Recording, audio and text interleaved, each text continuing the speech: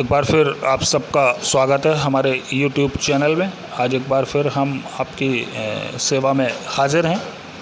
पहली चीज़ तो आप ये समझें कि हमारा ये आपके बीच YouTube चैनल पर ये जानकारियाँ देना, इसके पीछे कोई हमारा लालच नहीं छुपा हुआ है। हम आपको इसलिए ये वीडियोज़ नहीं बना रहे हैं कि आप हमारे पास इलाज को आएँ। हम सिर्फ इसलिए बना रहे हैं कि आपका जो पैसा और समय है वो बचे और आप अपने लिए किसी अच्छे डॉक्टर्स और समझदार डॉक्टर के पास ही जाके इलाज और ट्रीटमेंट लें। हम चाहते हैं कि आज के समय में जब पैसा बहुत मुश्किल से कमता है, ऐसे समय में आपका पैसा व्यर्थ न चला जाए।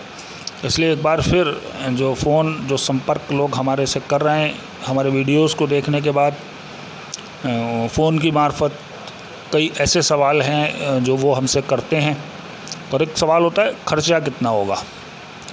तो हम आपको बता दें कि जो अन्य डॉक्टर होते हैं और वो आपसे एक अनाप शनाप पैसा वसूलते हैं, क्योंकि अक्सर लोग सेक्सुअल डिजीज़ में या इस तरह की चीज़ों में वो डॉक्टर के पास जाने से शर्माते हैं और उसी चीज़ का फ़ायदा वो लोग उठाते हैं।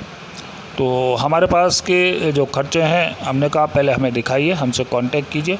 और इसमें कोई लिमिट नहीं होती है कि साहब ये आपको 1000, 2000, 5000, 10,000 कितना, क्योंकि वो आपकी बीमारी के हिसाब से होता है। फिर भी अगर आप लोगों को लगता है कि आपको हमारे से सलाह लेनी है, तो हमारे नंबर हमारे डिस्क्रिप्शन में है, वहाँ जाकर आप उन नंबर को हासिल कर हमसे बातचीत कर सकते हैं। एक बार फिर हम आपको ये बता देना चाहते हैं कि ये जो संतान उत्पत्ति नहीं होती है, सबसे पहली चीज़ ये समझें कि जब हम दो चीज़ों की आवश्यकताएं होती है, महिलाओं का डिंब और पुरुषों का शुक्राणु, स्पर्म और डिंब मिलकर आपस में मिलते हैं और तब वो संतान उत्पत्ति का कारण बनते हैं।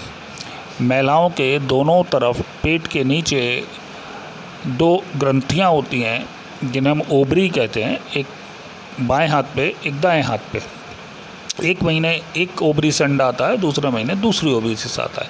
और जब वो स्पर्म के संपर्क में आता है, तब वो उसे धकेलते हुए या उसको बच्चेदानी में ले जाते हैं और वहाँ पर भ्रूण बनना शुरू होता है, बच्चा बनना शुरू होता है।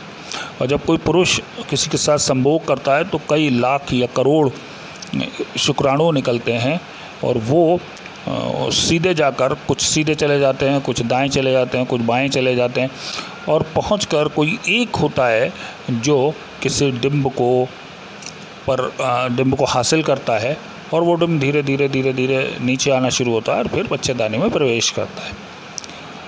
पहली चीज़ ये कि हमारे जो स्पर्म है वो शक्तिशाली होने चाहिए, चाहे गिनती में कम हो, लेकिन वो ताकतवर होने चाहिए।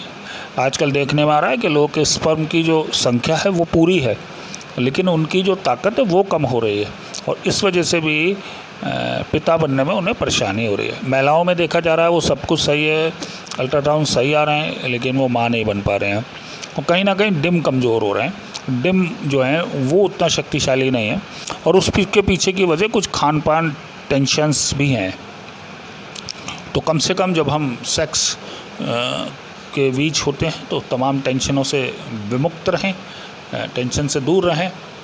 और अगर हम स्वस्थ हैं तो हम जब संभोग करते हैं या इंटरकोर्स करते हैं तो निश्चित रूप से हम प्रेग्नेंट होने के या माता पिता बनने के लायक हो सकते हैं। एक और चीज़, जिनका महिलाओं का जो समय बिल्कुल सही होता है, महीना सही आता है, उनके लिए 13, 14, 15, 16 ये बड़े ख़ास दिन होते हैं और इस दिन डिंब और स्पर्म का कांटेक्ट होने से प्रेगनेंसी हो सकती है। तो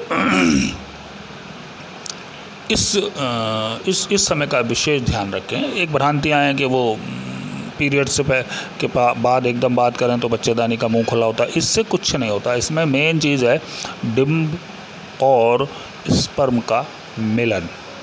और बहुत से ऐसे मरीज आ रहे हैं जो पूरी तरह से सही हैं, स्वस्थ हैं, लेकिन वे संतान उत्पत्ति नहीं कर पाते हैं। तो ये मेरा अपना पर्सनल हुआ, हमने देखा है कि वो लोग अमूमन क्या होता है, टेंशन में रहते हैं और वो टेंशन भी उनको इस चीज़ में सहायक होती है कि वो संतान उत्पत्ति नहीं कर पाते हैं। बहुत से जो सेक्स संबंधी सवालात हैं महिलाओं में, पुरुषों में, उसके लिए आप हमसे संपर्क कर सकते हैं। आज की वीडियो में सिर्फ इतना ही, और आपके जो भी सवालात हैं वो हमसे बाद में पूछ सकते हैं और आप हमारे नंबर पर बातचीत कर सकते हैं।